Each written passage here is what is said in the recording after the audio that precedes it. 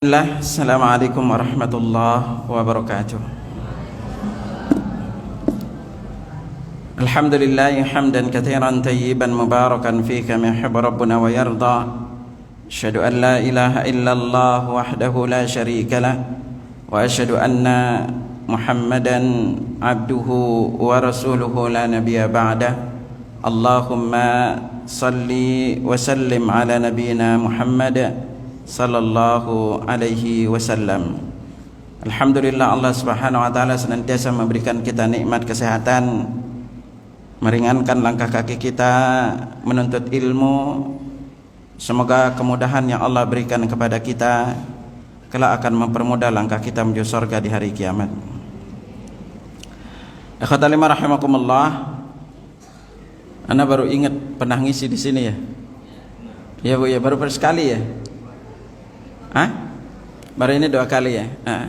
Makanya kemarin Anda nanya tema, kirain Anda baru pertama kali ngisi di sini.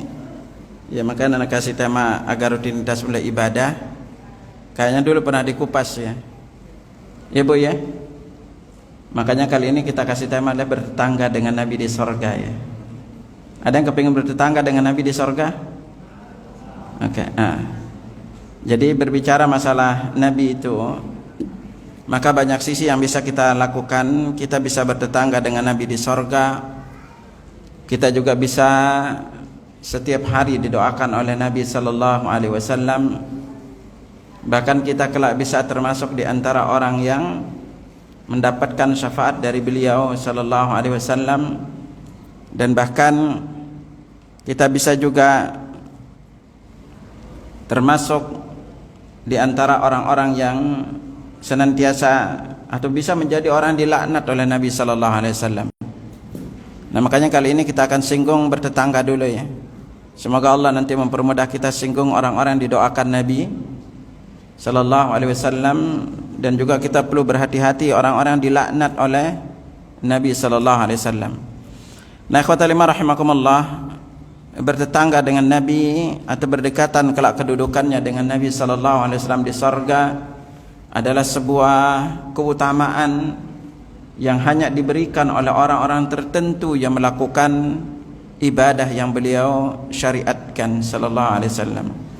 Nah maka dari itu, dari beberapa amalannya yang dengannya kita bisa bertetangga dengan Nabi Sallallahu Alaihi Wasallam, yang pertama adalah menjaga salat sunnah rawatib ya, atau memperbanyak salat sunnah, terutama yang rawatibnya. Akhi fillah, ketahuilah bahwa salat sunnah memiliki beberapa nama. Ada disebut dengan nama juga nafilah, disebut juga yang paling terkenal namanya sunnah, lalu disebut juga dengan nama salat rawatib ya. Nah ini beberapa nama ini, maka yang terkenal itu hanya penamaannya itu adalah salat sunnah atau salat sunnah rawatib, baik yang muakkad maupun ghairu muakkad ya. Nah bab ini, salat sunnah ini pada intinya adalah bahwa ketika kita memperbanyak melakukan salat sunnah, ini salah satu di antara amalan yang menjadikan kita bertetangga kelak dengan Nabi Sallallahu Alaihi Wasallam. Dan begitu juga salat sunnah ini memiliki banyak keutamaan. Kita ambil dulu terkait dengan pembahasan kita. Ini sebuah hadis yang diriwayatkan dari Rabi'ah bin Ka'ab al-Islami radhiyallahu anhu. Dia atau di antara kebiasaan Nabi Sallallahu Alaihi Wasallam adalah seringkali beliau bertanya kepada yang membantu beliau. Di antara yang membantu beliau itu adalah, yaitu yang pertama itu adalah Anas bin Malik, lalu berikutnya itu adalah Rabi'ah bin Ka'ab al-Islami, dan sahabat-sahabat lain yang mereka itu meluangkan waktu untuk membantu Nabi Sallallahu Alaihi Wasallam dalam kehidupan beliau sehari-hari. Nah Anas bin Malik ini mulai membantu Nabi itu dari usia kecilnya. 12 tahun beliau sudah diserahkan oleh ibunya yaitu Ummu Sulaim. Makanya Anas bin Malik memiliki keistimewaan tersendiri di dalam masalah meriwayatkan hadis-hadis dari Nabi sallallahu alaihi wasallam. Nah, di antara kebiasaan beliau yaitu orang-orang yang membantu beliau, maka beliau itu sering bertanya kepadanya, "Sal, mintalah sesuatu kepadaku." Nah, suatu hari Rabi'ah bin Ka'ab As-Sulami ini ketika dia berkata, "Kuntu abitu ma'a Rasulillah sallallahu alaihi wasallam." Aku bermalam di rumah Rasulullah sallallahu alaihi wasallam. Fa'ataitu biwadu'i wa hajatihi. Kemudian aku membawakan air wudu dan air untuk hajat beliau. Faqala li, kemudian beliau bersabda kepadaku, "Sal, mintalah kepadaku." Maka dalam tambahan riwayat lain dijelaskan, aku berfikir-fikir, kalau aku meminta dunia, maka dunia ini panah. Kemudian dia berkata, "As'aluka murafaqataka fil jannah." Aku meminta agar bisa menjadi rafiq, teman dekat di sorga. Mendengar permintaan itu, Nabi balik bertanya, "Aw ghairu dzalik?" Ada permintaan yang lain? Enggak. Qultu huwa dzak, aku cuma minta itu aja. Maka lalu Nabi bersabda, "Fa'inni ala nafsika bikatratis sujud." Bantu aku mewujudkan cita-citamu itu dengan banyak sujud. Nah, karena itulah di sini ikhwatal iman, banyak sujud dalam hal ini maknanya adalah memperbanyak melakukan salat sunnah, memiliki banyak keistimewaan bagi kita sebagai seorang muslim. Selain karena kita rutin melakukannya dan banyak melakukan sujud ini, kita akan bertetangga dengan Nabi sallallahu alaihi wasallam, maka juga kita mendapatkan keutamaan-keutamaan lain dari memperbanyak salat sunnah, di antaranya yaitu menutupi kekurangan salat wajib kita. Dan itulah Nabi sallallahu alaihi wasallam bersabda, ya, "Inna awwala ma yuhasabun nasu bihi yaumal qiyamati min a'malihim as-salatu." Amalan paling pertama atau sungguhnya amalan pertama kali yang akan diperhitungkan dari manusia pada hari kiamat itu adalah amalan-amalan mereka itu adalah salat, ya. Qala yaqulu rabbuna jalla wa azza li malaikatihi wa huwa a'lam. Allah Ta'ala berfirman kepada para malaikatnya, dia lebih mengetahui segala sesuatu. Unzuru fi salati 'abdi atammaha am naqasaha. Lihatlah ke dalam salat hambaku, apakah dia menyempurnakannya atau memiliki kekurangan. Fa in kanat tammatan kutibat lahu tammah. Apabila salatnya sempurna, maka dicatat dengan sempurna. Wa in kana intaqasa minha syai'an. Kalau di antara salatnya itu ada yang kurang, qal, Allah berfirman, "Unzuru hal li 'abdi min tatawwu'." Lihatlah ke dalam salat hambaku apakah dia memiliki salat sunnah. Fa in kana lahu tatawwu'un. Kalau dia memiliki salat sunnah, qal, Allah berfirman, "Atimmu li 'abdi fariidatahu min tatawwu'ihi." Sempurnakan salat sunnah hambaku, salat wajib hambaku dengan salat sunnahnya. Tsumma tu'khadzul a'mal 'ala dzakum. Kemudian amalan yang lain diperlakukan hampir sama. Artinya di sini kita belajar bahwa semua salat sunnah berfungsi menutupi kekurangan salat wajib, sebagaimana juga amalan-amalan sunnah yang lainnya. Seperti apa? Puasa sunnah menutupi puasa wajib, sedekah menutupi zakat, dan umrah menutupi kekurangan haji kita. Dan ini penting untuk diketahui. Karena kenapa ikhwatal iman? Bahwa kita setiap kali kita salat, maka tidak mungkin pahala kita itu sama. Jadi setiap kita salat ini, pahala kita ini berbeda-beda. Maka Nabi SAW bersabda, "Innar rajula la yansarifu." Seseorang itu selesai salat, "Wa ma kutiba lahu illa 'ashru salatih." Pahala salatnya itu dicatat baginya itu hanya 1/10-nya.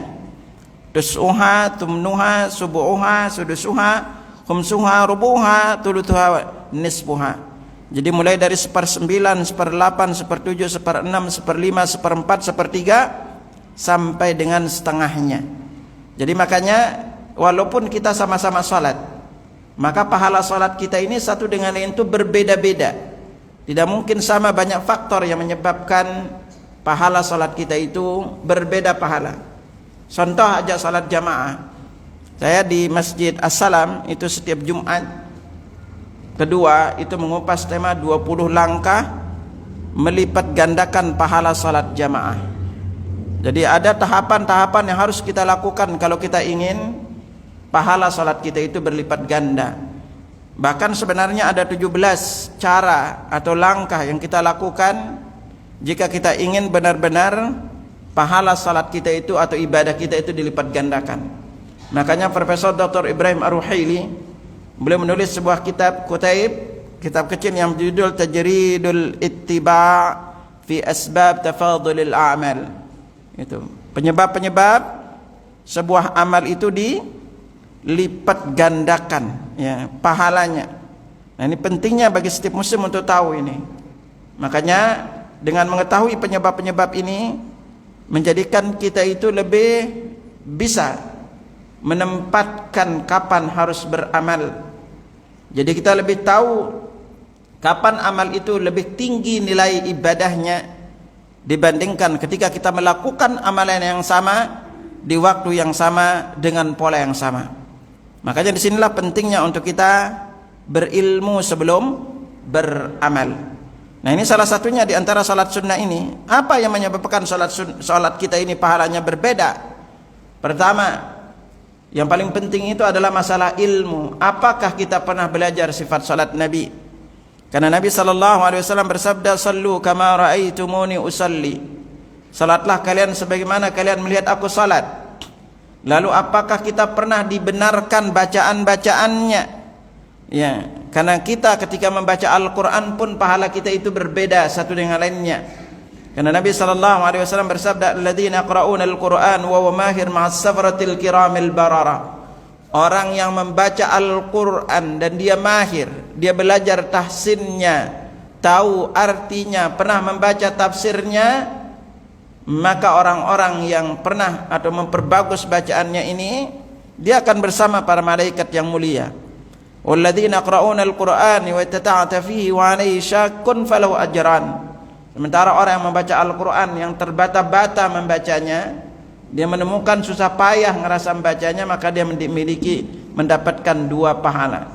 Para ulama menjelaskan makna 2 pahala ini, pahala dia membaca Al-Quran itu sendiri dan pahala capeknya beramal atau membaca Al-Quran ya. Nah, ini makanya penting akhifillah bahwa beramal itu dibangun di atas landasan ilmu. Contoh aja adalah masalah waktu beramalnya. Orang yang tua rajin ibadah, anak muda yang rajin ibadah, jauh berbeda pahalanya dengan orang tua yang rajin ibadah. Kenapa? Kalau tua rajin ibadah itu mah itu mah biasa. Kenapa biasa? Karena udah bau tanah. Tapi kalau anak muda yang berat, makanya salah satu di antara 7 golongan yang mendapatkan naungan di padang mahsyar disebut apa? Wasyabun nasya'a fi ibadatillah. Pemuda yang hidup dalam ketaatan kepada Allah. Karena banyak penyebab muda itu sulit ibadah. Ya, karena memang kepingin hura-hura, ya, belum lagi kasusnya sibuk dengan pekerjaan, belum lagi lebih banyak niatnya untuk ngejar dunia. Sementara kalau udah tua tinggal nunggu mati aja gitu.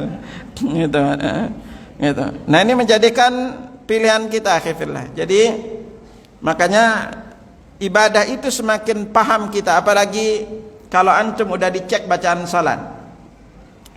Salah satu program yang Anda buat dengan teman-teman namanya pesantren lansia, Pak. Itu kami membuat program ini di Puncak Bogor, di Cianjur. Ya. Kemarin kami banyak melakukannya di Puncak Bogor juga, sudah sampai dengan 15 angkatan ya. Rata-rata kami cek bacaan salat yang tua ini, Masya Allah, itu kelirunya dari TK ternyata gitu. Dari TPA itu udah keliru. Dari sisi bacaannya nggak pernah dibenerin gitu. Gitu. Nah makanya penting ya ikhwatal iman, apalagi terkait dengan masalah tata cara salat ya. Terkait dengan masalah tata cara salat, maka apa? Perbaiki, jangan malu untuk belajar walaupun kita udah usia ya. Itu. Nah ini akhirnya, jadi ingatlah bahwa pahala salat kita ini setiap orang ini beda-beda. Lalu di antara keistimewaan kita memperbanyak salat sunnah, ketahuilah bahwa salat itu adalah sebaik-baik amalan. Salat adalah sebaik-baik amalan. Maka Nabi sabdakan pada kita, wa'alamu anna khaira a'malikumus salah. Ketahuilah bahwa amalan terbaik kalian itu adalah salat. Wala yuhafidhu 'alal wudu illa mu'min. Dan tidaklah yang menjaga wudu itu kecuali seorang mukmin. Dan ketahuilah bahwa ketika kita semakin banyak sujud, semakin sering kita bersujud kepada Allah, maka setiap satu sujud ini akan diangkat bagi kita satu derajat, dan juga akan dihapus bagi kita satu kesalahan. Sebuah hadis diriwayatkan dari Thauban radhiyallahu anhu, dia berkata, yang diriwayatkan dari Ma'dan bin Abi Talha al-Ya'mari, dia berkata, laqitu Thauban maula Rasulullah sallallahu alaihi wasallam. Aku bertemu dengan Thauban. Thauban maula ini mantan budak Rasulullah sallallahu alaihi wasallam. Fakultu, lalu aku bertanya, akhbirni bi amalin yudkhiluni Allahu bihil jannah, au qultu bi ahabbil amali ila Allah. Aku bertanya, beritahukan kepadaku amalan yang paling dicintai oleh Allah, atau amalan yang bisa memasukkan aku ke dalam sorga. Maka Thauban pun diam, dan aku bertanya kedua kalinya, dia pun juga diam. Dan aku bertanya di kali ketiganya, maka Thauban menjawab, sa'altu an dzalika Rasulullah sallallahu alaihi wasallam. Pertanyaan ini dulu pernah aku tanyakan kepada Rasulullah sallallahu alaihi wasallam. Faqal, kemudian beliau menjawab, alaika bi katratis sujudi lillah. Hendaklah kalian itu banyak-banyak sujud karena Allah. Kenapa? Fa innaka la tasjudu lillahi sajdatan.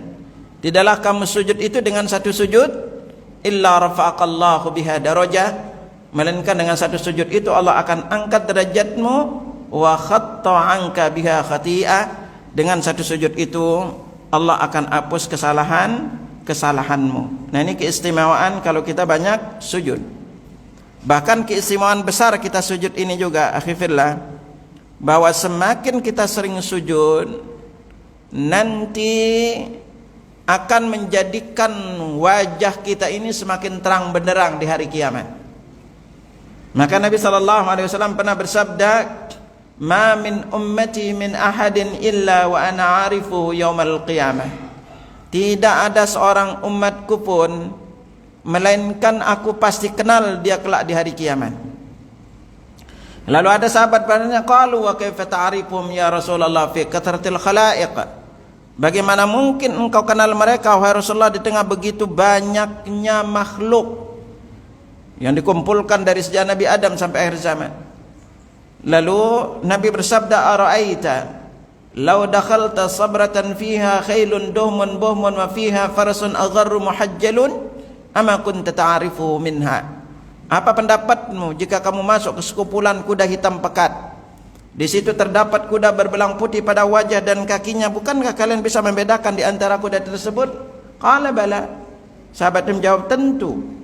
Qal, lalu Nabi bersabda, fa inna ummati yauma idzin ghurrum minas sujud. Umatku nanti dari kiamat akan bercahaya wajahnya karena bekas sujudnya, muhajjaluna minal wudu, bersinar tangan dan kakinya karena bekas wudunya. Nah disinilah makanya penting untuk kita banyak melakukan sujud, atau di sini disebut dengan salat sunnah.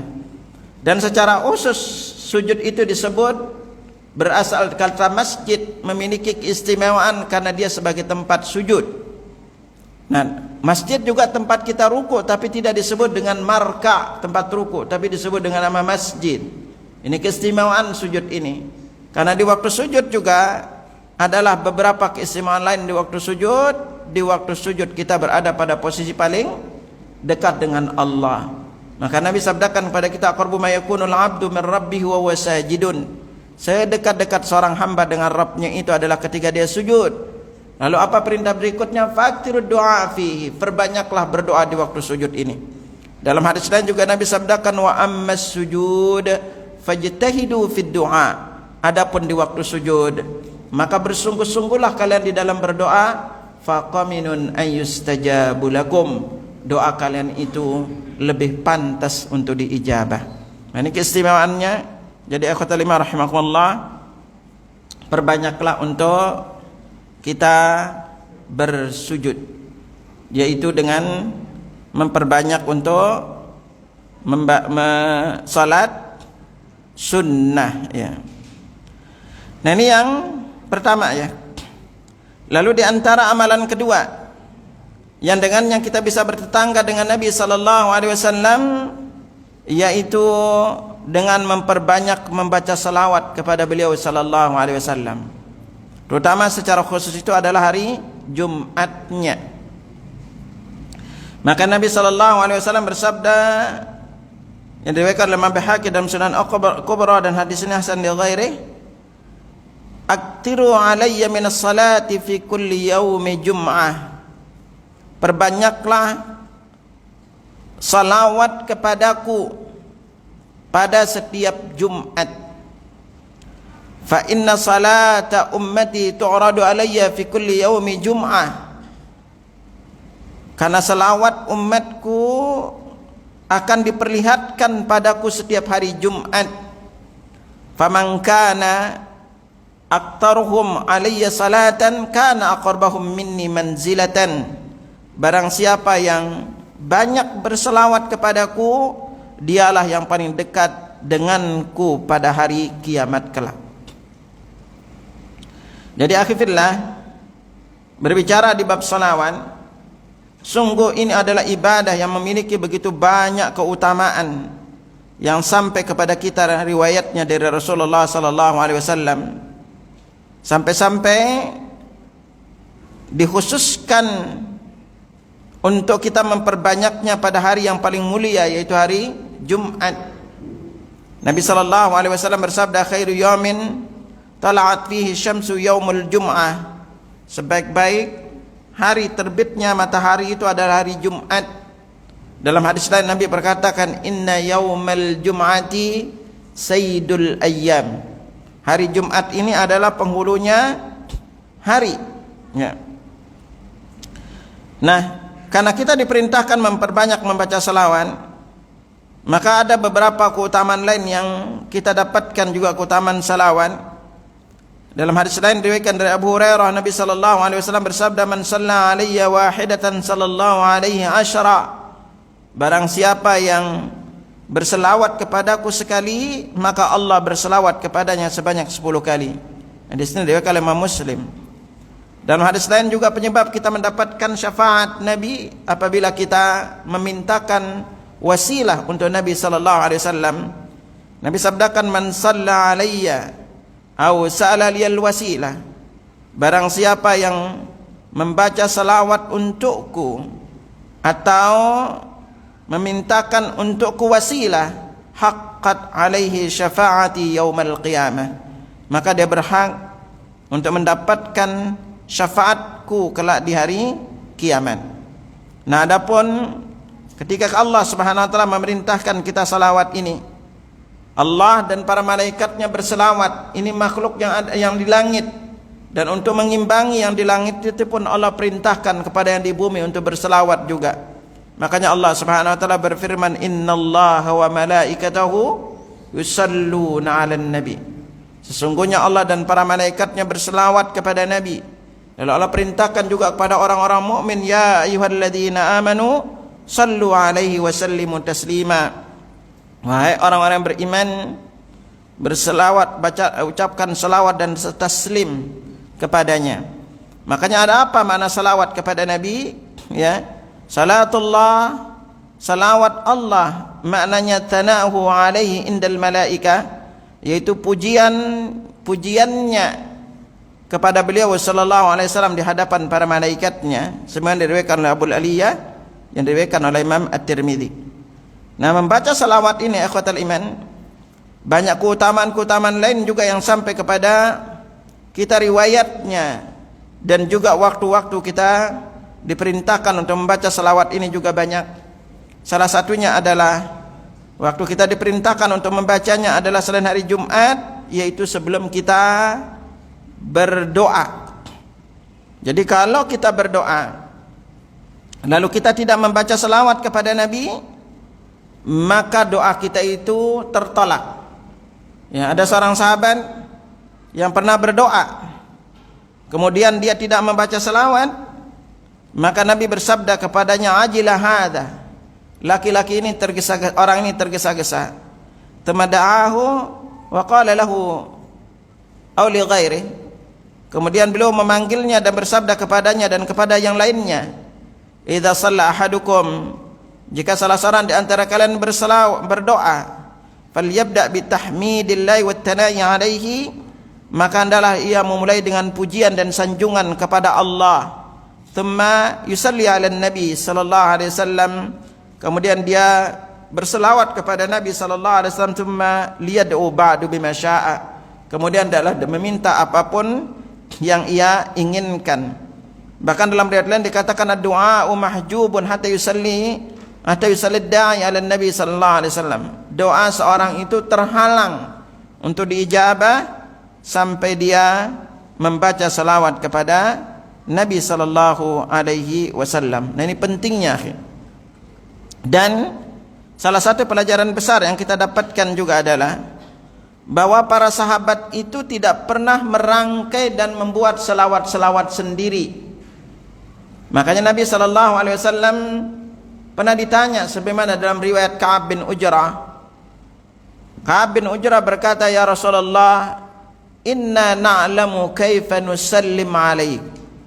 Wahai Rasulullah, kami tahu cara kami mengucapkan salam kepadamu. Wa kaifa nusalli alaik, lalu bagaimana cara kami membaca salam, mengucapkan salawat kepadamu? Qal, beliau bersabda, qulu, ucapkanlah, Allahumma salli ala Muhammad wa ala ali Muhammad kama sallaita ala Ibrahim wa ala ali Ibrahim innaka Hamidum Majid. Allahumma barik ala Muhammad wa ala ali Muhammad kama barakta ala Ibrahim wa ala ali Ibrahim innaka Hamidum Majid. Nah, selawat yang Nabi ajarkan kepada Ka'ab bin Ujrah inilah selawat yang paling afdal, yang dikenal dengan nama selawat Ibrahimiyah, sebenarnya dijelaskan oleh Ibnu Qayyim dalam kitab beliau Zadul Ma'ad, karena Nabi memilih lafaz ini yang beliau langsung ajarkan. Memang ada lafaz-lafaz selawat yang lainnya yang Nabi ajarkan, tapi ini yang paling afdal. Nah, lalu berikutnya perlu diingat adalah kalau kita membaca selawat kepada Nabi, maka seluruh lafaz salawat yang ada riwayatnya tidak terdapatkan satupun lafaz Sayyidina, seluruh riwayatnya. Nah, yang ada riwayat hadisnya. Maka dari itu, kalau kita ingin mendapatkan keutamaan baca salawat ini, maka bacalah salawat yang Nabi sallallahu alaihi wasallam ajarkan. Nabi dan para sahabat tidak pernah membuat nama salawat khusus, terutama selawat-selawat yang punya nama yang beredar di masyarakat kita. Ana punya sebuah kitab yang menjelaskan terkait dengan ada kurang lebih sekitar 36 selawat-selawat yang sama sekali tidak dicontohkan oleh Rasulullah sallallahu alaihi wasallam. Maka cukupkan diri dengan membaca selawat yang ada riwayatnya dari Nabi, karena ini adalah perkara ibadah, dan landasan ibadah itu, di antara pondasi ibadah adalah al-aslu fil ibadati at-tauqif. Asal dari ibadah itu adalah ada tuntunannya. Maka kita tidak boleh membuat atau menambah-nambah di dalam lafaz salawat ini, kecuali sebagaimana yang beliau sallallahu alaihi wasallam ajarkan kepada kita. Dan salah satu di antara waktu berselawat itu yang banyak dilupakan oleh kaum muslimin adalah yaitu setelah menjawab azan. Seringkali kita ketika berselawat itu selesai la ilaha illallah, kebanyakan kaum muslimin langsung membaca Allahumma rabb hadhihi da'wati tammah. Padahal dalam riwayat Jabir bin Abdullah, juga di riwayat Ibnu Umar radhiyallahu anhuma, Nabi sabdakan kepada kita, idza sami'tumul muadzin faqulu mithla ma yaqul. Jika kalian mendengar seorang muadzin, maka ucapkan seperti apa yang dia ucapkan. Nah, setelah kita mengucapkan sebagaimana yang diucapkan muadzin sampai lafaz la ilaha illallah, maka apa perintah berikutnya? Tsumma sallu alayya. Kemudian berselawatlah untukku. Jadi setelah la ilaha illallah, tugas berikutnya adalah kita membaca salawat. Fa innahu man shalla alayya marratan wahidatan sallallahu alaihi asyara. Barang siapa yang berselawat kepadaku sekali, maka Allah akan berselawat untuknya sebanyak 10 kali. Nah, setelah itu perintahnya apa? Tsumma sallu liyal wasilah. Kemudian mintalah untukku al-wasilah. Apa itu al-wasilah? Fa innaha manzilatun fil jannah. Wasilah itu adalah suatu kedudukan di surga.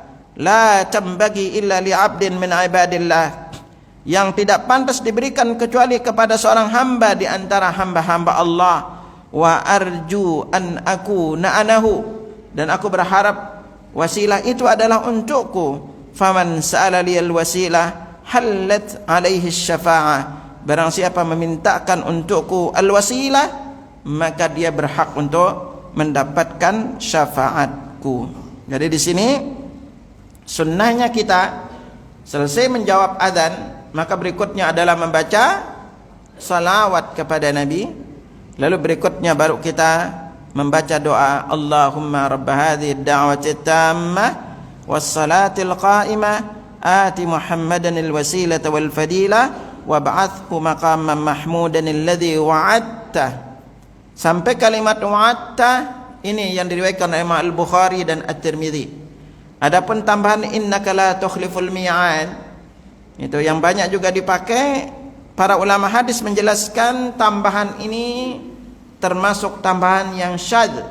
Syadz, kedudukan hadis syadz di dalam ilmu hadis adalah mukhalafatu thiqah liman huwa awthaq minhu, yaitu orang yang lebih kredibel diselisihi oleh orang yang kredibel, makanya masuk di dalam hadis-hadis dhaif. Jadi hadis syadz termasuk di dalam kumpulan atau riwayat-riwayat hadis yang dhaif.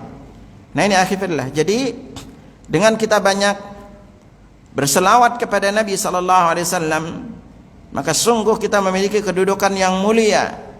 Bahkan di antara keutamaan besar salawat ini, yaitu Allah akan melapangkan rezeki kita dan mempermudah urusan-urusan kita. Ini.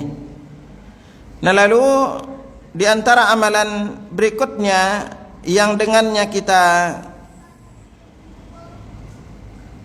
bisa bertetangga dengan Nabi sallallahu alaihi wasallam,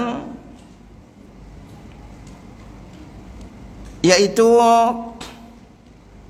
merawat anak yatim, ya,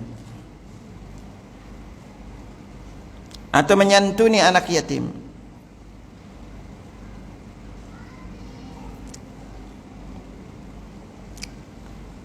Ada beberapa hal yang perlu antum ketahui terkait dengan anak yatim ini.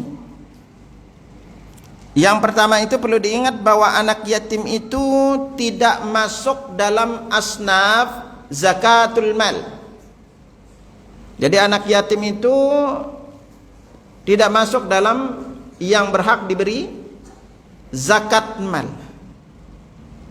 Makanya yang ada di sana sebutannya adalah fakir miskin. Allah berfirman, innamas sadaqatu lil fuqara'i wal masakin. Sesungguhnya zakat itu adalah untuk fuqara dan masakin, ya. Yatim itu tidak masuk.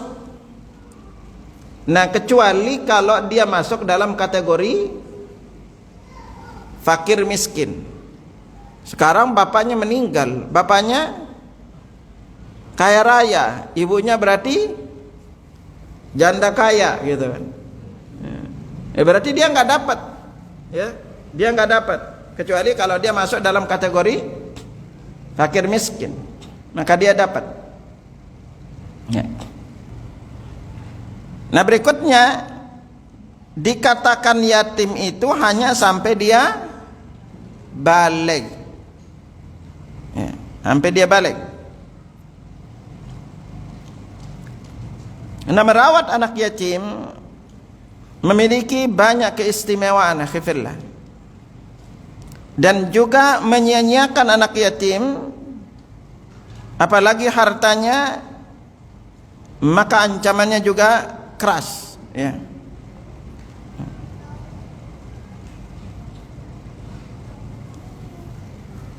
Nah Allah Subhanahu wa taala firmankan, Nabi sallallahu alaihi wasallam sabdakan kepada kita dalam riwayat Ummu Sa'id binti Murrah al-Fihri an abiha, dari bapaknya, Nabi sallallahu alaihi wasallam bersabda, ana wa kafilul yatim fil jannah kahatain. Aku atau kedudukanku dan orang yang mengasuh anak yatim seperti ini, kata Nabi. Jadi beliau mengatakan, au hakadha min hadhi syakka Sufyan fil wusta aw allati talil ibham. Jadi Sufyan yang meriwayatkan hadis ini berkata agak ragu, ya. Setelah perawi Sufyan ragu apakah Nabi merapatkan jari tengah dengan jari telunjuk atau tidak. Jadi kalau merawat anak yatim itu, kita posisinya itu dalam riwayat lain itu ada jarak, ya, dengan Nabi sedikit, dua tangannya. Nah, berbeda nanti ketika untuk merawat anak perempuan itu dekat, ya. Jadi beliau mengatakan seperti gini, ada jarak di antara kedua jari tengah dengan jari telunjuk, ya, di sorga. Itu menunjukkan dekatnya, ya. Nah tetapi menyengsarakan anak yatim, apalagi memakan hartanya, Allah ancam kepada kita, alladzina ya'kuluna amwalal yatama zulman innama ya'kuluna fi butunihim nara. Orang-orang yang memakan harta anak yatim itu dengan zalim, maka dia itu seperti makan bara api neraka, memasukkan bara api neraka ke dalam perutnya, ya. Nah makanya menyantuni mereka itu pahalanya besar. Bahkan Abu Darda radhiyallahu anhu, ia pernah berkata, pernah didatangi oleh seorang yang mengeluhkan kerasnya. Nabi pernah didatangi oleh seorang yang mengeluhkan kerasnya hatinya, ya. Lalu Nabi bersabda kepadanya, atuhibbu an yalina qalbuk wa tudriku hajatuk. Apakah engkau suka hatimu menjadi lembut dan kamu mendapatkan hajatmu atau keperluanmu? Apa perintah Nabi? Irhamil yatim, rahmati atau sayangilah anak yatim. Wamsah ra'sahu, ya, usaplah kepalanya. Wat'imhu min ta'amik, berikan makan kepadanya dari makananmu. Yalin qalbuka wa tudrik hajatuka, maka hatimu akan lembut dan kamu akan mendapatkan hajatmu. Nah, ini besarnya pahala menyantuni anak yatim, ya. Ustadz, gimana kalau ibunya dinikahi gitu? Lebih gede lagi pahalanya, ya. Jadi menyantuni janda dan anak orang miskin itu, orang yang menyantuni janda dan fakir miskin dipanggil dari 3 pintu sorga. Itu. Jadi Nabi sabdakan kepada kita, diriwayatkan Abu Hurairah radhiyallahu anhu, as-sa'i 'alal armalati wal miskin. Orang-orang yang berusaha menghidupi janda dan orang miskin. Nah, kalimat armalah, ya sekalian, di dalam bahasa Arab itu memiliki 3 makna. Kalau Indonesia cuma diterjemahkan dengan kalimat janda. Nah, kalimat armalah dalam bahasa Arab memiliki 3 makna. Selain 2 janda yang kita kenal, yaitu pertama apa? Yang meninggal suaminya. Yang kedua karena cerai. Dan yang ketiga makna armalah itu adalah yang belum menikah sama sekali sampai usia. Ya, dalam bahasa Arab disebut dengan armalah juga. Nah, orang-orang yang menghidupi para janda dan orang miskin, apa pahalanya? Kal mujahid fi sabilillah, seperti orang yang jihad di jalan Allah. Kal qaim la yaftur, seperti orang yang salat malam namun tidak pernah lelah, wa kas-shaim la yuftir, dan seperti orang yang berpuasa tidak berhenti berpuasa. Ya. Jadi di sini akhirnya surga itu memiliki 4 pintu yang disepakati oleh para ulama. Di antara yang disepakati apa? Pintu jihad, pintu salat, pintu puasa, dan pintu sedekah. Ini 4-nya disepakati. 4-nya lagi berbeda pendapat di antara para ulama. Nah, orang yang menyantuni janda itu dipanggil dari 3 pintu sorga. Makanya Ibnu Battal sampai berkata, jika kamu ingin dipanggil dari 3 pintu sorga, amalkan hadis ini. Ya, jadi dipanggil dari pintu jihad, pintu puasa, dan pintu salat. Ya. Tapi antum hati-hati itu. Jangan ketika nyantunin janda, suruh istri aja nyantunin janda ya. Itu nanti salah niat, Pak. Itu. Apalagi nanti menikahi janda menjandakan yang di rumah, ini lebih rawan lagi. Ya. Nah, besarnya pahala ini karena kenapa akhirnya? Apalagi kalau janda itu adalah lingkungan keluarga. Sedekah yang paling afdal itu kita berikan kepada yang ada hubungan karib kerabat. Makanya Allah Subhanahu wa taala firmankan kepada kita, wa'budullaha wa la tusyriku bihi syai'a. Sembahlah Allah dan janganlah kamu mempersekutukannya dengan suatu apapun. Wa bil walidaini ihsana, dan hendaklah berbuat baik kepada kedua orang tua. Lalu siapa berikutnya? Wabidzil qurba wal yatama wal masakin. Kemudian karib kerabat, anak yatim dan orang-orang miskin, wal jaridil qurba wal jaril junub. Itu kemudian tetangga yang dekat dan tetangga yang jauh, wasahibi bil jam, dan teman sejawat, wabnis sabil, dan ibnu sabil, wa ma malakat aymanukum, dan hamba sahaya yang kalian miliki. Ini diantara urutan kita bersedekah. Nah, kalau janda itu adalah mungkin nenek antum, bibi, keluarga, pokoknya maka lebih gede pahalanya kita sedekah kepada mereka. Karena Nabi SAW bersabda as-sadaqatu 'alal miskin sadaqah. Sedekah yang diberikan kepada fakir miskin itu adalah 1 pahala. Wa 'ala dzirrahim ithnatan, dan dengan yang punya hubungan karib kerabat itu mendapatkan 2 pahala. Sadaqatun wasilah, yaitu pahala sedekah dan pahala menjalin silaturahim. Ini istimewanya akhirnya. Jadi kita perlu untuk mengarahkan sebagian rezeki kita juga untuk kepada mereka ini, ya. Saking besarnya pahalanya untuk kita sedekah kepada mereka. Apalagi yang punya hubungan karib kerabat. Apalagi kalau yang janda itu misalnya adik antum, mungkin kakak, ya. Anda pernah singgungkan kepada antum, ketahuilah akhirnya bahwa sedekah yang paling besar pahalanya itu, yang nomor 1 yang harus antum utamakan adalah pertama diri sendiri. Ya, sedekah paling gede pahala itu pertama ke diri sendiri, akhi. Ya. Entah misalnya antum beribadah, misalnya antum mau umrah, itu kan untuk diri sendiri. Semakin mahal biaya umrah antum itu semakin besar pahalanya.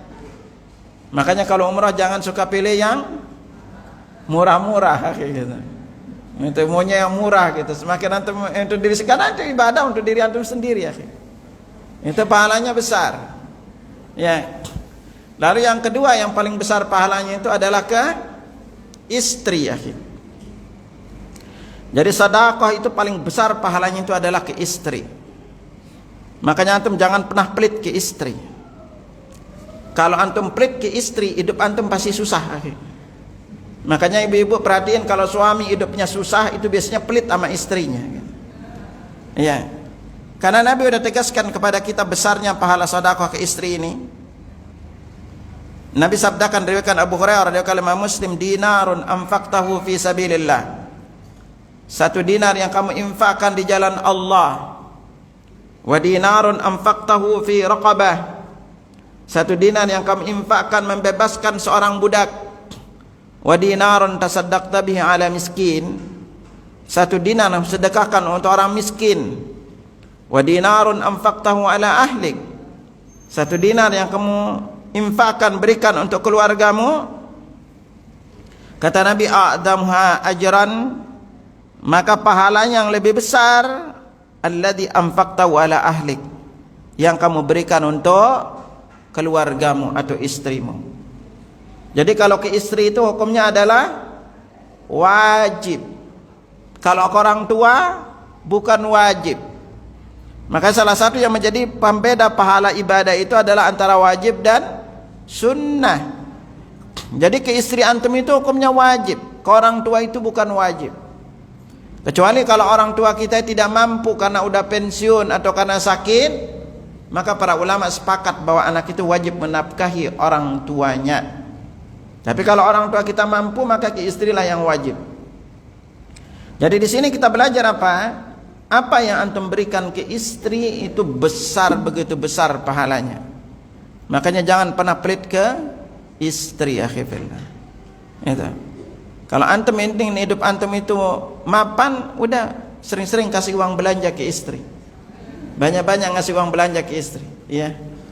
Karena contoh anda pernah singgungkan juga bahwa nemenin istri belanja, nemenin istri jalan-jalan, nemenin istri healing, kalau orang zaman sekarang, itu Allah catat pahala antum itu lebih baik dibanding itikaf di Masjid Nabawi sebulan penuh, akhir. Besarnya pahalanya itu, ya. Maka Nabi sabdakan pada kita, wala an amsi ma'akhikil muslim fi hajatin, aku pergi dengan saudaraku yang muslim untuk sebuah keperluannya. Nah ibu-ibu keperluannya apa bu? Jalan-jalan butuh enggak? Tuh butuh. Belanja butuh enggak? Apalagi gitu kan, belanja. Itu kan, itu kebutuhan istri antum. Jadi kalau istri antum itu suka uring-uringan, suka kesal, itu tandanya kurang jalan-jalan. Antum bawa dia jalan-jalan, sembuh kali. Apalagi kalau gampang mah, itu gampang sakit, itu tandanya butuh jalan-jalan istri. Ya. Nah ini besarnya pahalanya ya. Itu. Kalau nemenin istri, jadi jangan menyangka antum nemenin istri jalan-jalan itu bukan ibadah. Nemenin istri itu olahraga, main-main, itu semua dicatat ibadah. Apalagi kalau istri antum sudah belanja di mall, lalu ambil semua barang yang dia butuhkan, lalu istri antum ke kasir, lalu lihat tagihannya, lalu suami yang bayarin, lalu istri tersenyum bahagia, itu amalan yang paling dicintai oleh Allah Subhanahu wa taala. Ya, paling dicintai oleh Allah Subhanahu wa taala. Ya. Karena Nabi sabdakan pada kita, ahabbul amali ilallah, amalan yang paling dicintai oleh Allah, sururun tudkhiluhu ala muslim, perasaan gembira atau bahagia yang kau masukkan ke dalam hati seorang muslim. Istri antum adalah saudara antum seiman. Makanya akhifillah, sekali lagi agar antum mengerti, selama ana di Jakarta dari tahun 2000, ana banyak ngisi kajian di tempat-tempat yang dikatakan elit lah, seperti di Pondok Indah, lalu di Kemang, wilayah Jakarta Selatan, maupun di utara, di wilayah utara.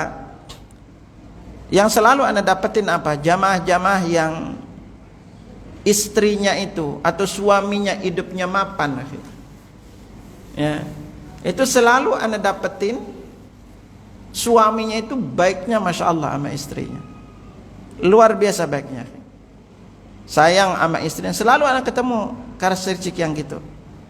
Tapi kalau ketemu dengan jamaah-jamaah yang rada-rada hidupnya susah, itu biasanya pelit sama istrinya, gitu, pelit sama istrinya. Ya, bawaan istrinya dibikin kesal aja gitu kan. Jadi jangan pernah menyangka istri antum itu beban bagi antum. Justru istri antum itu bisa menjadi sumber rezeki, ya. Karena Allah Subhanahu wa taala firman, salah satu di antara penyebab kita dapat rezeki itu adalah karena pernikahan. Allah berfirman, in kuntum fuqara, jika hidup kalian susah atau miskin, saufa yughnihumullahu min fadlih, maka Allah akan berikan kalian dari sebagian karunia-Nya. Jadi anak antum itu adalah sumber rezeki, istri antum itu sumber rezeki. Makanya jangan pernah menyia-nyiakan dan menyengsarakan istri. Kalau antum pelit, buktiin aja. Karena antum berbuat zolim sama istri. Ya apalagi suka nanya uangnya kemana mah uangnya. Istri itu paling anti ditanya uang loh. Iya, iya Bu ya. Jangan suka nanya kemana uangnya. Dia aja kadang istri itu mikir untuk belanja, akhi. Kadang-kadang kita para suami itu kurang peduli, akhi. Antum peduli enggak ketika rambut istri antum rontok? Itu tandanya kurang nutrisi, akhi. Itu tuh, kalau rambut istri antum rontok tuh banyak rontok-rontoknya itu kurang nutrisi gitu kan. Ya, kalau istri antum udah kelihatan kulitnya gelap-gelap, itu tandanya kurang skincare gitu kan ya. Itu kurang skincare itu. Antum kurang rawat istri antum gitu kan. Itu ya. Nah kalau antum kepingin istri antum itu kayak model, maka ingat itu butuh modal, akhi. Benar Bu ya? Ya butuh modal. Jangan kita cuma nuntut istri aja tapi antum gak sediain, akhi. Gak sediain untuk dia. Capeknya istri itu berkali-kali lipat dibanding capeknya suami, akhi. Coba aja antum, Ustaz, bener, coba aja antum pegang anak dari pagi sampai sore, kuat enggak? Gitu. Pegang aja tuh anak, ya, ajak dia main seharian dari pagi sampai sore, belum tentu, akhi. Istri kita itu pengorbanannya luar biasa, akhi. Ya, mau hidup, makanya jangan pernah belajar. Pelajaran besar Anda dapetin, akhi. Ketika antum berniat membahagiakan istri, maka Allah akan limpahkan untuk antum banyak rezeki. Catat nih, ingat baik-baik. Tetapi kalau antum berniat menyengsarakan istri, hidup antum juga belangsatan, akhi. Gitu kan, ya. Antum tanya aja ke teman-teman yang hidupnya bisnisnya mapan apa itu juga diantaranya berkat doa istri, akhi. Ya, makanya rawat istri antum. Dan ingat, ya, jangan sampai antum dengar kata orang yang berkata, istri kan bukan keluarga asli. Hati-hati, akhi. Ingat, ketika antum kaya dan antum sukses, semua orang mendekat kepada antum, apalagi lingkungan keluarga. Tapi ketika antum tua, yang akan bersama antum siapa? Wah, coba. Kalau antum tua, yang akan bersama antum siapa? Istri. Emang kakak antum mau sama antum kalau tua? Itu. Adik antum mau sama antum kalau tua? Enggak mungkin. Dan ingat, yang akan bersama antum sampai antum tua itu hanya istri. Makanya disinilah perlu antum ingat untuk rawat istri, jaga istri. Ya, kita itu seringkali kadang-kadang para laki-laki ini, kalau suami sakit, wah dipeduliin sama istri, dirawat, dijaga, disediain makanan. Kalau istri sakit, para suami peduli apa enggak, Bu? Enggak, belum tentu. Tetap aja sibuk bapak-bapak gitu kan.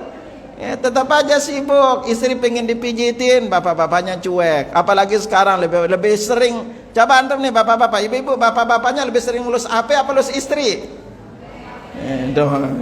Lebih sering ngurus HP dibanding ngurus istri. Ya, gitu. Jadi para istri sekarang itu berebut waktu dengan HP. Ya, berebut cinta dengan HP.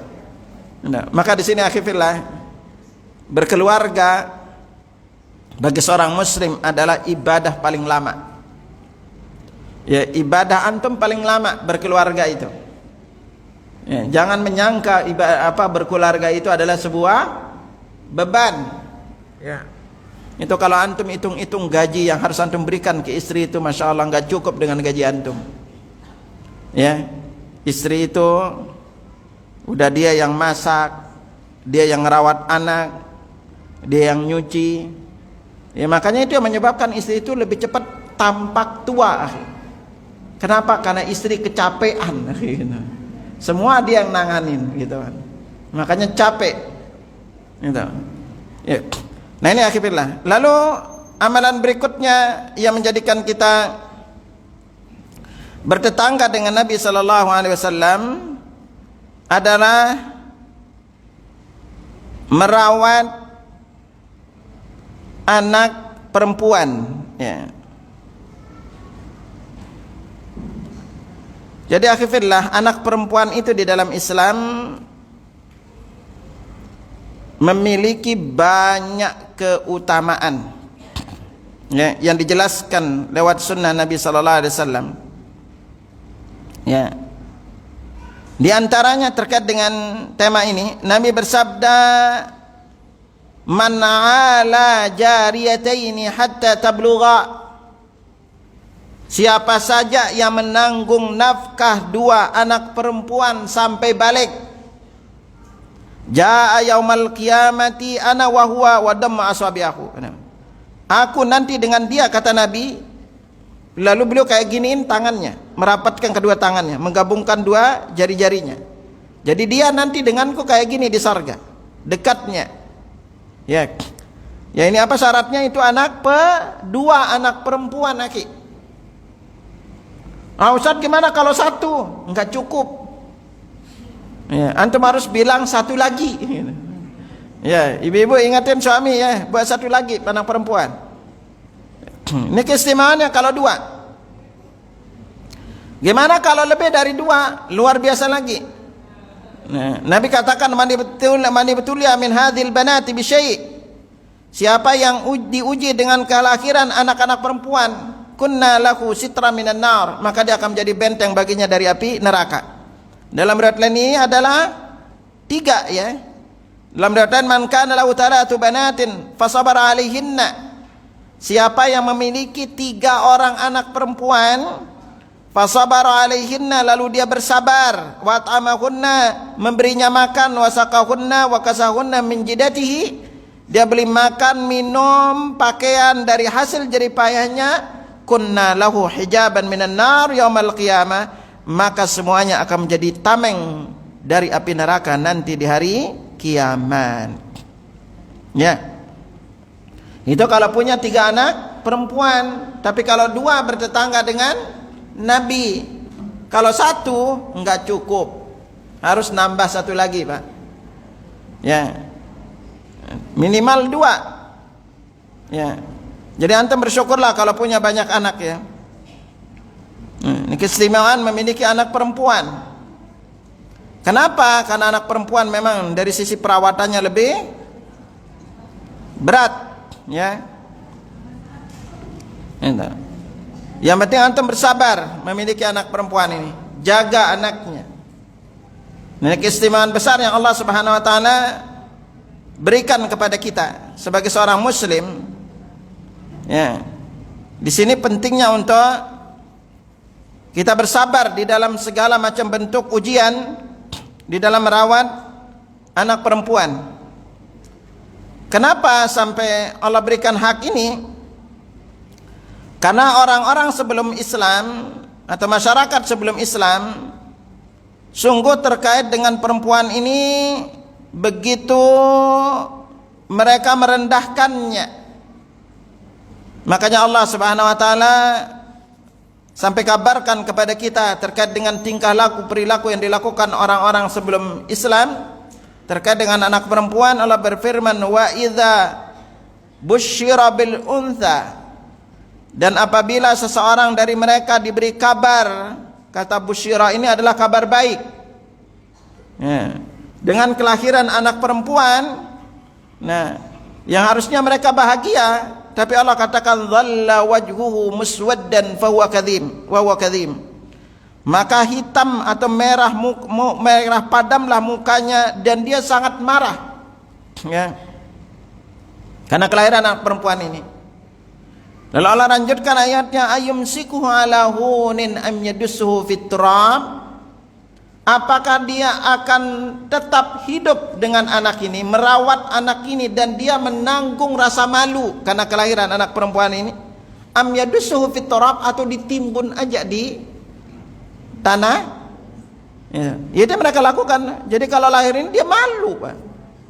Makanya Allah sampai berfirman, sa'ama yahkumun, alangkah buruknya keputusan yang mereka ambil ya. Jadi ini kelakuan orang-orang sebelum kita masa jahiliyah, tapi Islam datang begitu memuliakan kedudukan wanita.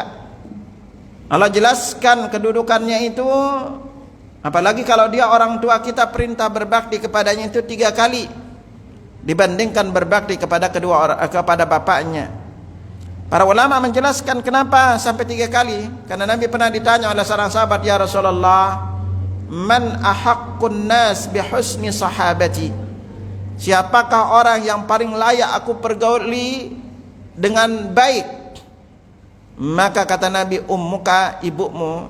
Sahabat bertanya lagi, man, siapa lagi? Ibumu. Ibumu. Baru di kali keempatnya Nabi bersabda, tumma abu, kemudian bapakmu. Durhaka kepada ibu itu dosanya berkali-kali lipat dibanding ke bapak. Maka Nabi sabdakan pada kita, iyyakum wa uquqal ummahat. Hati-hatilah kalian durhaka kepada ibu, para ibu-ibu. Makanya seorang suami akan berlipat ganda dosanya kalau sampai dia menelantarkan istrinya di saat udah usia. Apalagi kalau istrinya sudah nggak punya keluarga, ya, bapaknya sudah tiada, keluarganya mungkin adik kakaknya udah nggak tiada, berarti dia hanya bergantung kepada Allah berikut suaminya. Tahu-tahu suami ini lalu menelantarkannya, dosanya itu berkali-kali lipat, Pak. Gitu. Maka di sini, apalagi kalau seorang ibu itu sakit. Ya, makanya kita sebagai seorang muslim rawatlah ibu, ya. Karena pintu surga kita ini, doa ibu kita atau orang tua kita ini juga makbul. Maka Islam menempatkan istri itu dalam kondisi yang luar biasa mulianya sebagai seorang ibu bagi anak-anak. Ya. Istri antum kelihatan tua karena capek ngerawat anak antum. Apalagi kalau udah banyak, badan terasa lebih berat, itu karena apa? Banyak makan sisa makanan anak antum. Ya enggak, Bu, ya? Itu. Kalau anak antum enggak habis makan, ya makan siapa? Ibunya, bukan bapaknya. Gitu kan? Ya, makanya itu capeknya istri itu berkali-kali lipat, akhirnya. Ya. Wajar, makanya Islam menempatkan posisinya itu begitu luar biasa dibandingkan posisi secara khusus bapak. Ya. Ini agar kita ngerti sebagai seorang muslim. Makanya kenapa ibu-ibu itu nih, agar antum ngerti juga, kenapa ibu-ibu itu kalau suaminya meninggal itu insya Allah itu umurnya lebih panjang, Pak. Tapi kalau suami itu istrinya meninggal, biasanya suaminya ikut mati. Gitu kan? Kenapa para ibu-ibu itu kalau suaminya meninggal umurnya lebih panjang? Coba aja lihat para janda, umurnya lebih panjang dibanding bapak-bapak. Kenapa? Bebas dari beban suami. Gitu. Ya.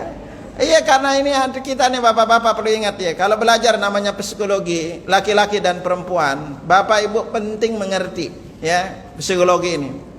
Bapak-bapak itu kalau namanya udah usia itu seringkali cerewet, Bu. Ya enggak apa, Bu? Ya. Banyak bawelnya. Udah bawel enggak mampu lagi gitu. Gitu. Ya. Beda dengan ibu-ibu. Kita itu kalau udah usia kebanyakan enggak bisanya, Pak. Masak enggak bisa. Ya, kesono kemari enggak bisa. Beda ibu-ibu. Makanya ibu-ibu itu tetap punya aktivitas. Itu yang menyebabkan salah satu usia ibu-ibu itu lebih panjang, Pak. Kalau bapak-bapaknya stres, duduk aja, nongkrong aja, nggak ada, bingung ngelakuin apa-apa. Ya, kalau nggak bersosialisasi itu lebih cepat meninggal, Pak. Gitu kan? Ya. Makanya kalau antum nggak sering ke masjid, itu coba ibu-ibu, karena ibu-ibu udah punya aktivitas, Pak. Dia rutin aktivitasnya ada. Bapak-bapak kalau udah pensiun bengong. Ya, bingung. Makanya ibu-ibu nanti jangan heran kalau terjadi perubahan psikologi pada diri orang kalau udah namanya usia. Nih bapak-bapak ingat, ibu-ibu, wanita itu kalau udah usia 50 tahun ke atas, maka dari sisi hormon yang naik itu adalah hormon laki-lakinya, hormon perempuannya turun, Pak. Makanya wanita kalau udah usia 50 tahun ke atas itu lebih nyaman sendiri, keluar maunya sendiri gitu, kumpul-kumpul sama teman terus itu, dan dia itu lebih berani ngelabrak bapak-bapak gitu kalau usia 50 ke atas. Berbeda dengan bapak-bapak, karena udah nggak ada kesibukan di luar, yang kebalik, yang banyak itu hormon wanitanya, hormon laki-lakinya keluar. Makanya jangan heran nanti kalau bapak-bapak di usia 50 ke atas itu lebih banyak ngalah. Dan jangan heran ibu-ibu nanti kalau bapaknya suka ngintilin, mau kemana? Ke Indomaret, ikut dong. Ya, di satu sisi ibu bapak-bapaknya di usia 50-60 ke atas kepingin lebih banyak di rumah, kepingin ditemani istri, tetapi istri lebih nyaman merasa di luar. Dulu istri pengen ditemanin oleh suami, suaminya banyak keluar, Pak. Gitu. Nah, ini kondisi realita kita kalau namanya udah usia, Pak. Dan ibu-ibu jangan heran nanti kalau bapak-bapak itu di usia 60 ke atas itu gampangnya marah, Pak. Bawaannya itu tegang aja gitu kan. Gampang marah, udah cerewet itu bawaannya. Makanya ibu kudu harus sabar menghadapi bapak-bapak kalau namanya udah usia segitu, ya. Nah, ini ya. Jadi kita memiliki 3 anak perempuan. Maka ini juga diantara penyebab 2 anak perempuan ini penyebab kelak kita bertetangga dengan Nabi Sallallahu Alaihi Wasallam di sorga. Ya, itu dulu deh. Ini banyak banget yang nanya nih gitu. Oke. Ya, ada beberapa pertanyaan yang jawab semampunya ya. Yang pertama itu, bolehkah kita berselawat setelah zikir pagi dan petang? Nah, masalah selawat setelah zikir pagi petang ini, ada hadis yang menjelaskannya kita disuruh berselawat ini. Para sebagian ulama mendoifkan hadisnya, ya. Lalu bagi yang mengatakan hadisnya doif, maka dia tidak membaca selawat, ya. Ini terkait dengan selawat setelah di waktu zikir pagi dan petang. Berikutnya Ustadz, berkaitan dengan sujud meskipun tidak dalam keadaan salat, apakah boleh kita melakukan sujud? Dan sujud ini termasuk sujud memperbanyak sujud. Ini keliru akhirnya. Antum sujud apa nungging-nungging gitu loh kan. Gitu loh. Ya, makanya yang dimaksud dengan dekat kepada Allah itu adalah di saat salat. Maksudnya salat sunnah. Tidak bisa antum nungging-nungging aja gitu sujud dekat pada Allah, enggak. Maksudnya itu adalah hadis-hadis yang menjelaskan memperbanyak sujud itu maknanya adalah memperbanyak salat sunnah. Ya. Ustaz, apakah kalau kita bertemu dengan ayat sajadah kita diwajibkan bersujud tilawah? Ingat, sujud tilawah ini secara hukum adalah sunnah, bukan wajib. Kalau tidak melakukannya tidak mengapa. Ya, karena secara hukum adalah sunnah, cuma kita sangat dianjurkan karena Nabi sallallahu alaihi wasallam bersabda, "Idza qara ibnu Adam sajada fasajada."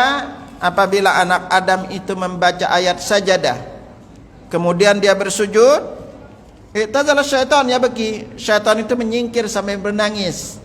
Yaqul, kemudian dia berkata, "Ya waili, celakalah aku, umra ibnu Adam bisujud fasajada falahul jannah." Anak Adam itu disuruh sujud, dia mau sujud baginya sorga. Wa umirtu bisujud fa abaitu falinnar. Aku disuruh sujud, enggak mau sujud, maka bagiku adalah neraka. Jadi kalau kita sujud ketika membaca ayat sajadah ini, itu menjadikan iblis itu menangis. Makanya kalau antum lupa salat lalu kita ingat dan selesai itu kita sujud sahwi, maka kata Nabi, in kunna khamsan syafa'na lah.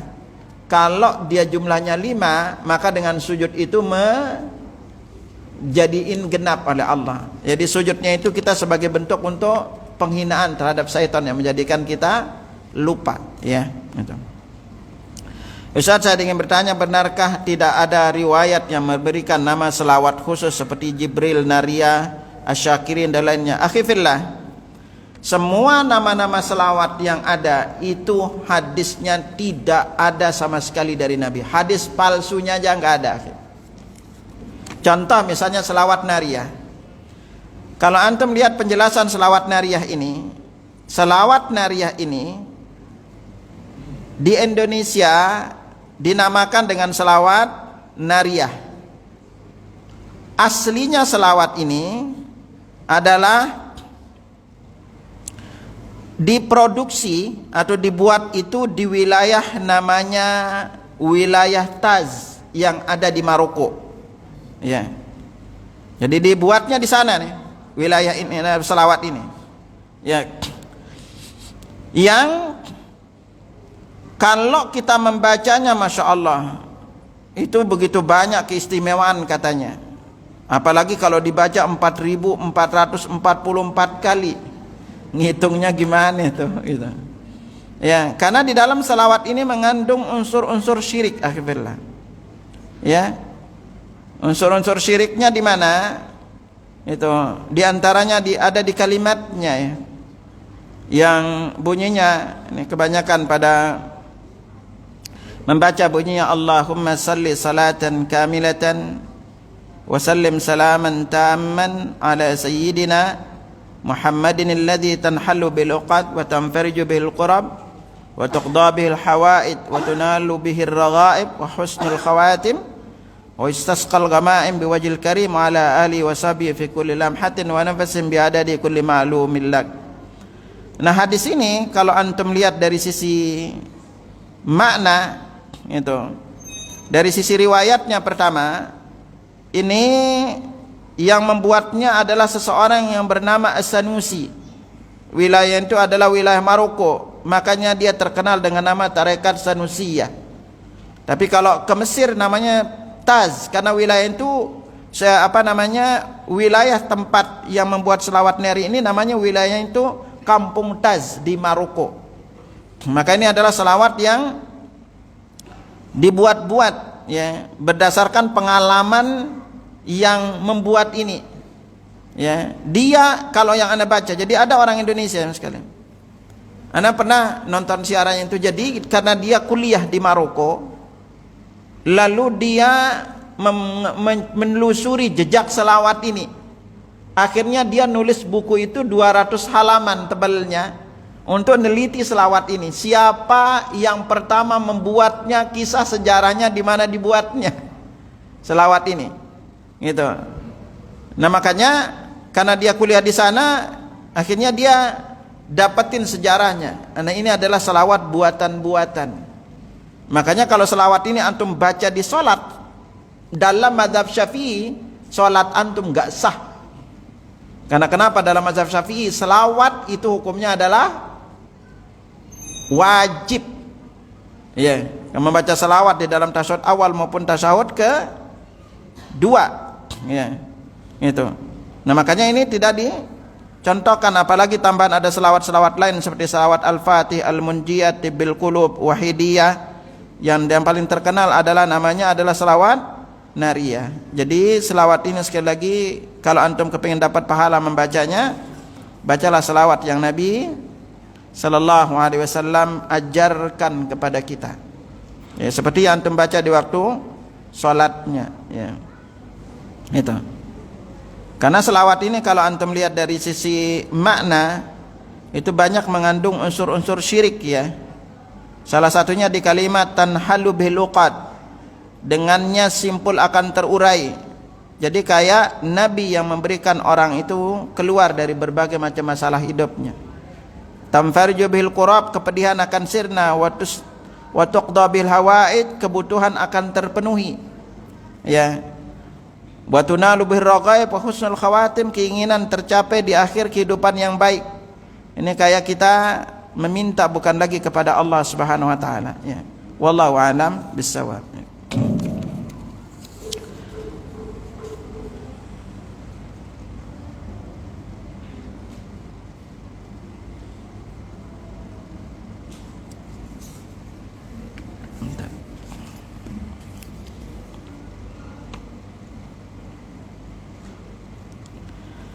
Ini ada pertanyaan, Ustadz, apa hukumnya seorang suami yang terlalu nurut pada perkataan ibunya daripada terlalu nurut sama perkataan apa permintaan ibunya daripada permintaan istrinya? Semisal dalam urusan pernikahan, memberi nafkah dan pemilihan tempat tinggal yang apa nih dia bilang, yang membuat istri kecewa dan janji tidak pernah terpenuhi. Ini suaminya ada apa enggak nih? Kalau dia ada suaminya yang dijelasin itu. Ya, yang pertama akhirnya seorang suami, belajarlah antum juga memiliki pendirian. Ya.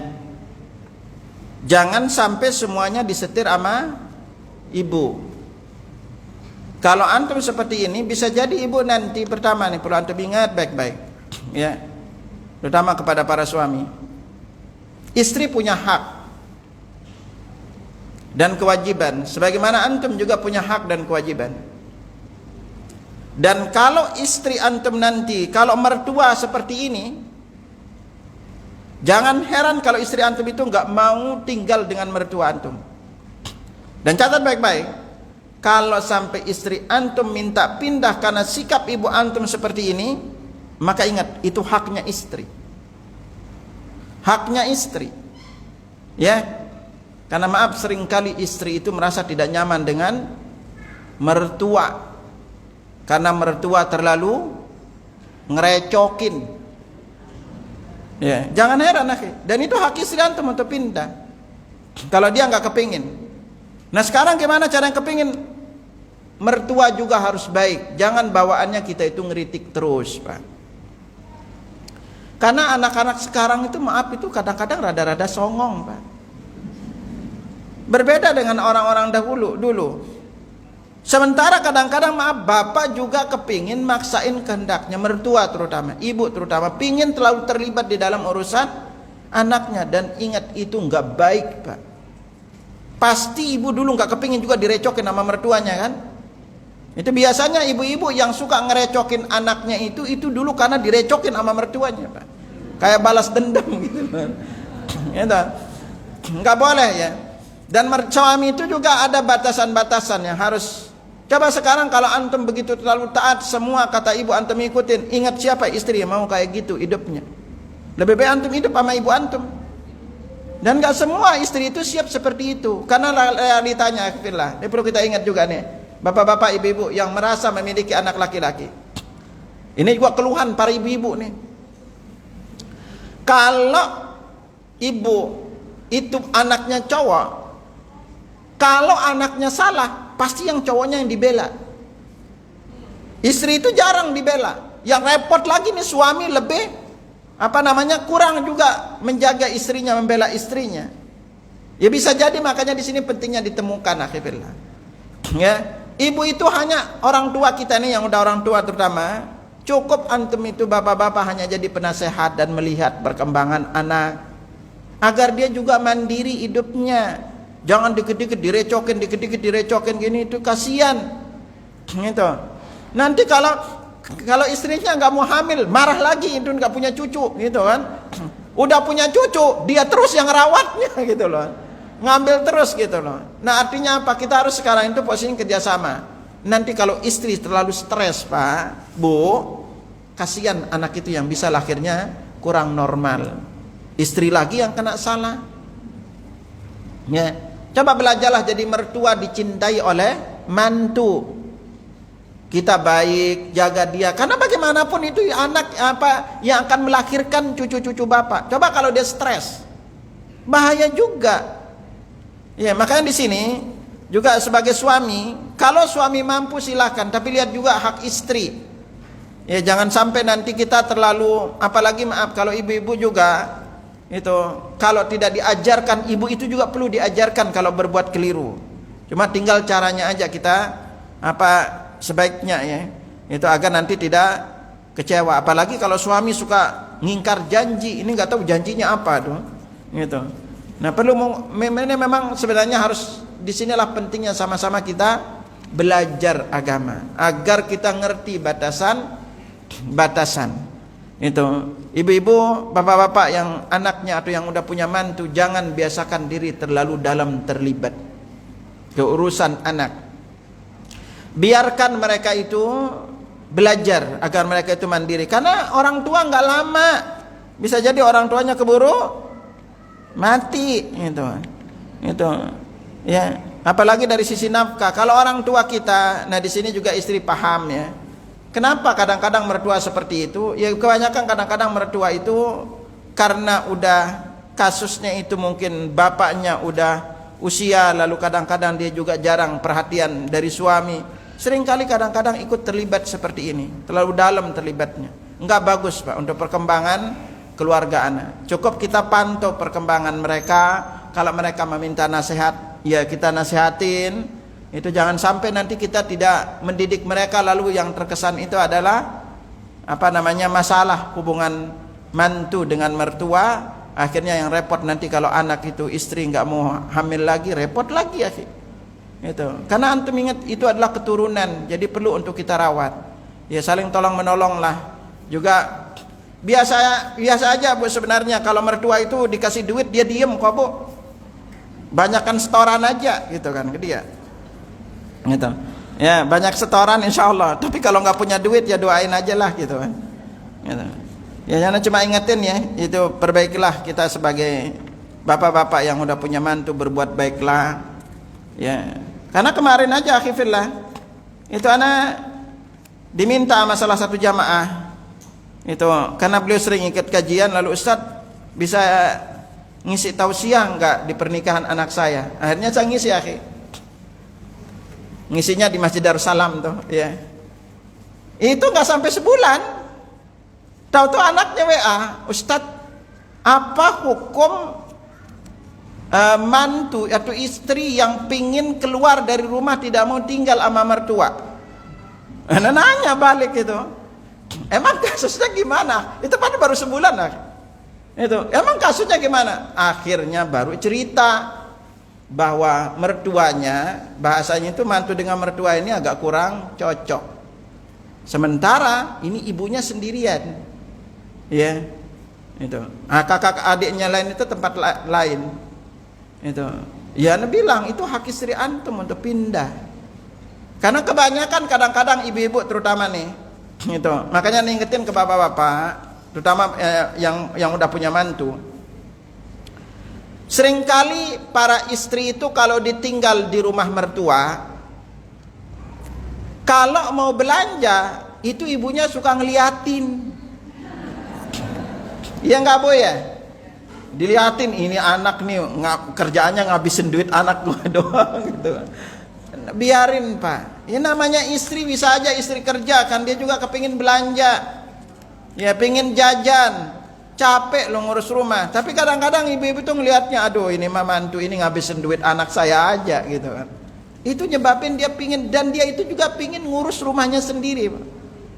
Dia mungkin pingin rumahnya dihias ini, ditambahin bunga ini, sementara mertuanya belum tentu siap, belum tentu mau. Itu apalagi kalau udah banyak di rumahnya itu perhiasan-perhiasan yang belum tentu anak cewek itu cocok dengan punyanya orang tua. Jadi sebenarnya dia kepingin juga mandiri, bahwa ini rumahku, aku pengen ngelolanya sendiri, pengen juga uang suami gunakan belanja dan tidak merasa diawasin oleh mertua. Kalau di rumah dia merasa diawasin Pak. Bawa tentengan dikit keluar, aduh ini belanja-belanja terus, apalagi kalau ada paket gitu datang, itu yang nerimanya itu mertua, waduh ini mah shopping terus ini kan. Nah itu biarlah coba Pak ya, selama itu ya. Makanya di sini tolong antum para suami, kalau istri minta apa-apa jangan dikeluhin permintaannya, justru antum perbanyak berdoa agar banyak rezekinya. Anak itu apa nih? Itu istri hanya sekali anak tanya dulu kemana uang belanjanya, hanya sekali seumur hidup itu sama istri. Kalau sekarang anak nggak pernah nanya. Kalau dia butuh uang tinggal anak transfer aja. Ingat, istri bahagia itu pahalanya besar akhir, ya kan? Uang-uang yang banyak isi rekeningnya itu yang pegang ATM-nya itu istri. Kalau istri bilang uangnya habis gitu kan, WA uangnya habis, anak cuma bilang udah uang bisa dicari, senyuman istri jauh lebih berarti, udah selesai, gitu kan, ya. Gitu kan, gitu. Makanya istri nggak pernah takut untuk pakai. Anda bilang pakai aja, gitu. Anda bilang pakai aja, karena istri itu bahagia, dia bahagia, udah capek ngerawat anak ini, udah capek, gitu kan. Dia kepingin jalan-jalan, pengen belanja, kepingin jajan, biarin aja. Jangan kita itu terlalu pelit kepada istri. Antum buktiin aja deh. Kalau antum pelit sama istri, pasti hidup antum sempit akhirnya. Ya, udah banyak ketemu nih. Maka dari itu apa? Loyal aja sama istri. Itu, ya. Gitu. Ya ini Bapak-bapak ya. Jadi perlu ini dibenerin nih. Soalnya kalau orangnya ada kita bisa nasihatin gitu kan. Ya Ustaz, izin bertanya, bagaimana nilai salat seseorang yang tidak bisa sujud karena udzur? Kalau karena udzur, maka pahalanya sama, Bu. Apalagi ibu-ibu yang nggak bisa sujud dia. Ibu-ibu yang nggak bisa sujud, Bu sekalian. Saya kelola di Pondok Kopi itu rumah terapi kaki, Pak. Itu kami nanganin yang stroke. Ibu terapi 10 hari bolak-balik, tapi pagi sore udah bisa jalan tanpa tongkat, Bu. Dari mereka yang bangunnya berat, Pak, gitu. Dari bangun aja udah lututnya sakit-sakit. Udah antum terapi sebentar aja, apa dua kali itu udah bisa bangun enteng. Ini ibu terutama yang ada masalah lutut ya. Gitu. Apalagi yang stroke. Saya kelar terapi ini. Ya, jadi ini bisa bagi tambahan untuk agar apa namanya ibu-ibu bapak-bapak pada sehat untuk taklim, ya. Itu nanti kalau mau konsultasi silakan. Nanti bisa minta nomor karena banyak berbarengan nanganin apa terapi untuk kaki. Ya. Itu apalagi bapak-bapak sama ibu-ibu. Tapi dari sujudnya itu kita pahala sama ya. Karena Nabi sabdakan kepada kita, idza maridal 'abdu aw safara, kalau seorang hamba itu sakit atau musafir, kutiba lahu ma kana ya'malu muqiman sahiha. Pahalanya itu sama sebagaimana yang dilakukan dikala dia mukim dan dikala dia sehat. Jadi kalau kita udzur melakukan sebuah ibadah yang selama ini kita lakukan dengan benar, karena sakit, maka pahala kita itu sama yang kita lakukan dikala kita dalam kondisi sehat. Berikutnya Ustaz, bagaimana cara yang betul dalam berselawat?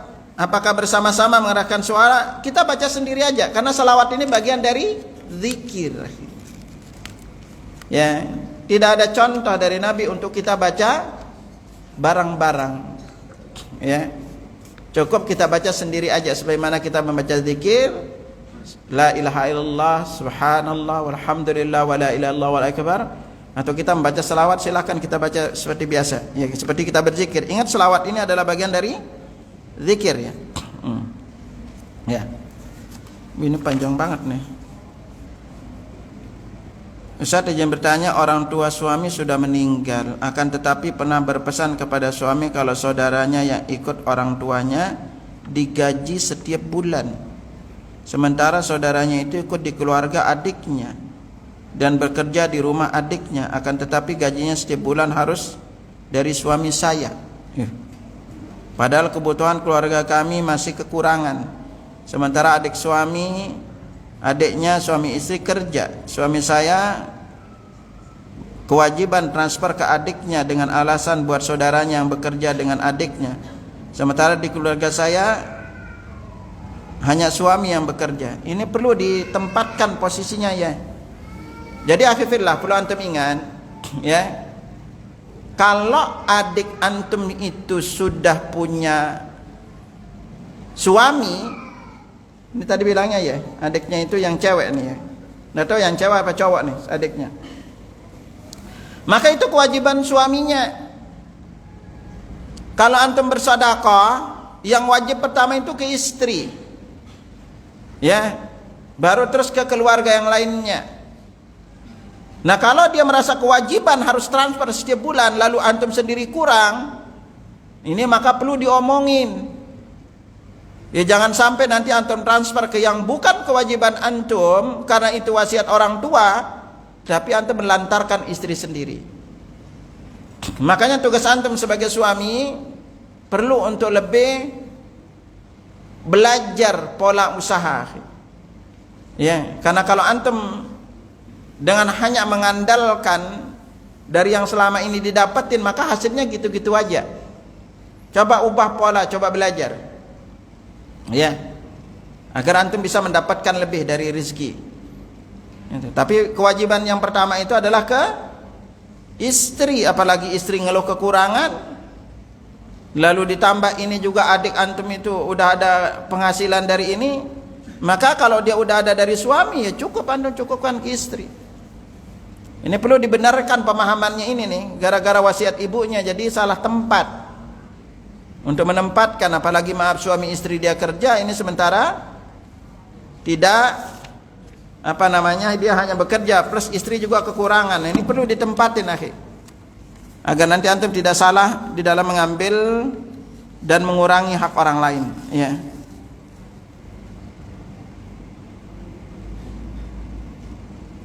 Ada pertanyaan, Ustaz, apakah ada dalilnya sholat hadiah yang pahalanya dihadiahkan untuk orang yang sudah meninggal? Tidak ada namanya sholat hadiah, gitu kan? Ya. Jadi kenapa harus seperti itu? Jadi kalau untuk orang meninggal dunia, maka yang kita lakukan apa? Kita bisa mendoakannya. Lalu kita bisa memang bersedekah atas nama dia, iya. Maka bisa kita lakukan. Tapi kalau setiap hari antum sholat hadiahin ke dia, kita tidak pernah dapatkan contoh sama sekali dari amalannya para sahabat radhiyallahu majma'in. Kalau mereka bersedekah atas nama orang tuanya, iya, terutama air. Bahkan Nabi ditanya, seorang sahabat yang orang tuanya meninggal itu, apa sedekah yang paling afdal untuknya? Maka Nabi katakan saqyul ma, itu memberikan air, ya. Itu. Ustaz, jika kita berdoa pada saat sujud, apakah kita ucapkan selawat dulu di saat sujud? Ingat, salat itu satu rangkaian. Selawat itu boleh dibaca di awal, di akhir kita berdoa. Nah, sementara di dalam salat itu kita nanti membaca selawatnya di akhir. Ya, jadi di dalam salat di waktu sujud tidak kita membaca selawat, tapi langsung aja membaca doa, ya. Ada pertanyaan lagi, Ustaz, ada seorang anak yatim tapi nenek dari anak yatim kaya raya, rumahnya mewah dan mobilnya banyak, tapi di setiap santunan anak yatim itu selalu ada. Bagaimana seharusnya anak itu tetapi datang atau tidak datang di tempat santunan? Ya, kalau anaknya itu orang neneknya kaya, ini pertanyaannya itu adalah neneknya berarti nggak peduli sama cucunya, ini berarti cucunya kan? Gimana ceritanya neneknya kaya lalu dia nyantunin orang lain lalu cucunya ditelantarkan? Itu. Ya, ini yang keliru banget di dalam beramal, akhirnya. Jadi makanya kadang-kadang orang itu di sini pentingnya berilmu. Dia sebanyak-banyak sedekah ke orang lain yang bukan punya hubungan darah, nggak akan lebih gede pahalanya dibanding dia sedekah ke cucunya. Ya. Apalagi kalau ketahuan cucunya itu adalah orang yang miskin. Ini makanya pentingnya berilmu, akhi, di dalam kita beramal. Ya, gimana ceritanya lalu neneknya kaya raya dia tidak merawat cucunya, ya? Kalau itu memang benar cucunya, ya. Ini lalu apa lagi? Ada lagi yang mau bertanya, coba? Ada lagi? Udah cukup? Enggak ada? Ibu-ibu ada lagi? Baik, kalau memang tidak ada, anda cukupkan dulu sampai sini. Ikhwatal iman rahimakumullah, sekali lagi penting untuk kita berilmu agar apa yang kita lakukan ini sesuai dengan tuntunan Rasulullah sallallahu alaihi wasallam di dalam seharian kita. Dan jangan pernah merasa seolah-olah yang kita lakukan itu benar kecuali kita pernah bertanya. Ya, kayak kasus-kasus tadi, ya. Suami pelit sama istri, atau di mana kita sedekah, coba bertanyalah dan berilmulah. Sehingga nanti kita bisa menempatkan amal itu, apalagi yang terkait dengan masalah hubungan suami istri. Ya, jadi akhirnya ingat selalu bahwa sedekah antum paling besar pahalanya itu adalah ke istri. Hatta ke orang tua pun hukumnya tidak wajib, tapi ke istri adalah hukumnya wajib. Apalagi ke adik. Itu, apalagi ke adik.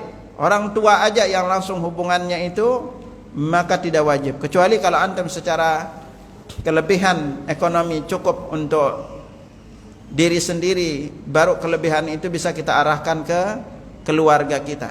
Tapi kalau keluarga kita masih terasa kurang, banyak sisi yang kita kurangan, maka tetap lebih besar pahalanya antum bersedekah ke istri, ya. Wallahu a'lam bishawab. Subhanakallahumma wa bihamdika asyhadu an la ilaha illa anta astaghfiruka wa atubu ilaik. Assalamualaikum warahmatullahi wabarakatuh. Waalaikumsalam warahmatullahi wabarakatuh. Alhamdulillah telah selesai dari kita Ustaz.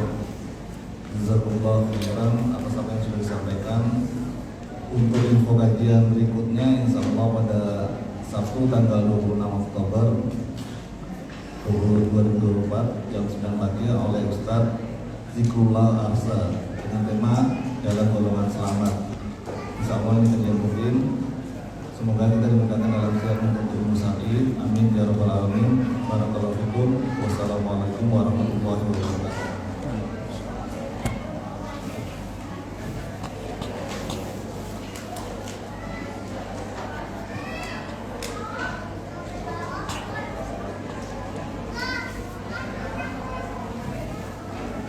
Ini bawa air ini.